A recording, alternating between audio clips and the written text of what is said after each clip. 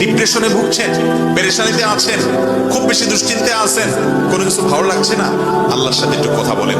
আল্লাহ, আপনি আমার সৃষ্টিকর্তা, আপনি আমার মালিক, আপনার কাছে আমার ফিরে যেতে হবে। আপনার কত অবাধ্য হয়েছি, কত নাফরমানি করেছি, কত সীমালঙ্ঘন করেছি, কত নির্দেশ অমান্য করেছি, কত নিষেধ লঙ্ঘন করেছি। আল্লাহ, এগুলোর জন্য পাকড়াও করলে আমার কোনো উপায় থাকবে না। মালিক, এখনো নাকের ডগা নিঃশ্বাস আছে, এখনো ক্ষমা চাওয়ার সুযোগ আছে। আপনি ক্ষমা চাইলে ক্ষমা করে দেন। আমি তওবা করছি, আর কখনো নির্লজ্জ কাজ করব না, আপনার নাফরমানি করব না। আপনি আমার অমুক পাপটা মাফ করে দেন, তমুক পাপটা মাফ করে দেন, আমাকে পাপ থেকে বাঁচায় রাখেন। আল্লাহ, আপনি আমাকে হেফাজত করেন। আপনি হেফাজত না করলে আমি নিজে নিজে বাঁচতে পারবো না। মালিক, আপনি রহম করেন। আল্লাহর সাথে একটু কথা বলেন। আল্লাহর কসম, সালহাতুস সঙ্গে বুদি দিল খারাস, আজমুদে এক জামানা খাকে বাস।